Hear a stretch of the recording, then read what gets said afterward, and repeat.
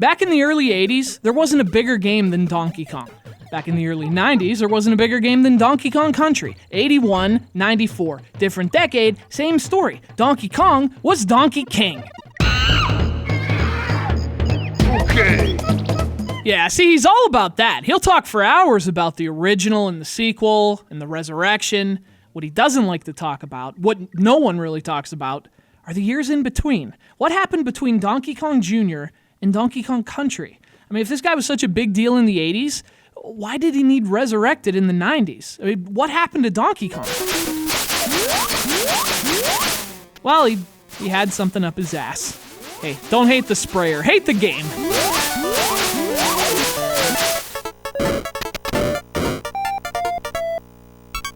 So this is Donkey Kong 3. Yes, there was a Donkey Kong 3. It's okay if you're surprised, it's a game people don't really talk about. And there's a couple reasons for that. One, it was a huge departure from the two prior games.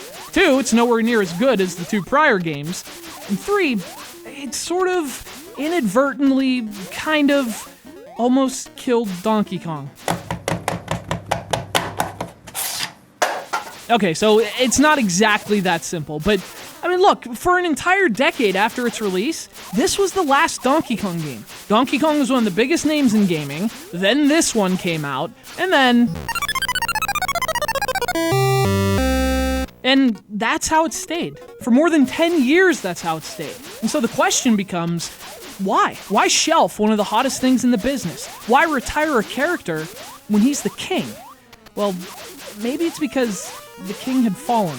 And I mean, there were plenty of factors in that. The rise of consoles, when Donkey Kong was an arcade concept. Not to mention the rise of new faces, like Mario, and Link, and Samus, and Mario. But at this point, we're sort of ignoring the 500-pound gorilla in the room. And the fact that, I mean, we're spraying his ass. So Donkey Kong 3 is the black sheep of the family, the one people don't like as much, the one that helped force its legendary ape into hibernation for 11 years. And apes don't even hibernate. That's how weird Donkey Kong 3 is. And I mean, it's fine to be different. Donkey Kong Jr. was different from the original, and that game's amazing. But there are many, many differences between Donkey Kong Jr. and Donkey Kong 3. And it all starts with poor Stanley. See, with Mario getting ready to change the entire landscape of the industry with his own platformer, no big deal, couldn't fit another Donkey Kong game into his schedule. Kind of busy, you know. Or at least that's how Nintendo saw it, so they wanted a new hero to foil the mischievous monkey, and that hero was Stanley. Stanley the Bug Man. It's kind of like when a movie comes out, and then it hits it big, and then the lead actor becomes this big star, and then they make a disappointing sequel without the big star. That's Donkey Kong 3. Stanley is like Danny Glover in Predator 2. You know, it's not just a matter of star power. In fact, that's the least of its problems. What hurts Donkey Kong 3 isn't that Mario left, it's that he took the story with him. See, one of the things that made the original Donkey Kong so special is that it told a story. There were characters, there was progression. Most importantly, there was an ending.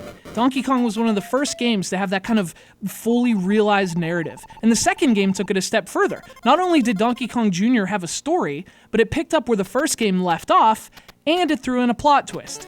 This time around, the villain was the sympathetic figure, and the hero was the villain. So the first two Donkey Kong games, they were really groundbreaking in terms of storytelling in video games, and creating characters. None of that is anywhere to be found in Donkey Kong 3. There is no story. There is no progression. And most importantly, there's no ending, which was a hallmark of the series. Mario rescues Pauline. Junior saves his dad. Donkey Kong 3 doesn't have anything like that. And even more than its gameplay, that's what makes this one feel so un-Donkey Kong. Speaking of its gameplay, though, Donkey Kong 3 is a shooter. Weird, right? Yeah, the whole idea is you have to blast DK with bug spray, while also blasting the bugs that he shakes from the nests. It actually plays great. I mean, it's a solid concept. And I think had the game done more with it, could have made for a good Donkey Kong concept too. But there's so much missing here. I mean, for starters, there's only 2 levels, maybe 3, depending how you feel about color swaps. And I mean, think back to the first 2 games. Every level introduced a new idea, whether it was removing rivets or climbing the vines, platforms that move, that damn bouncy thing. Donkey Kong 3 doesn't do that. These levels sort of just, they all stay the same.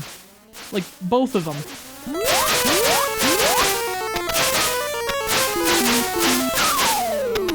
So the gameplay, which is already weird, also comes across as more repetitive and less engaging. And without those narrative charms, it just feels like any other arcade shooter. But you know, even with its shortcomings, there are a few things to like here. Like I said, the game plays well, and Donkey Kong 3 takes place in a greenhouse, which is kind of an adorable idea, that Donkey Kong would break into this greenhouse because he thinks it's a jungle. I like that a lot. And since it's a greenhouse, it does look like a jungle. And Donkey Kong Jr. did this too, but, you know, in retrospect, this is a nice aesthetic bridge between the original game's urban setting and those lush jungles that would define Donkey Kong Country. And plus, that Donkey Kong sprite's just awesome. I mean, it's big, it's expressive. I mean, I think we'd all be expressive with butt spray. They say to err is human. Well, turns out monkeys err too. But that's the thing, nobody's perfect. I mean, who hasn't done things that they'd rather forget about? Even the best of us make mistakes. What matters is that we learn from them.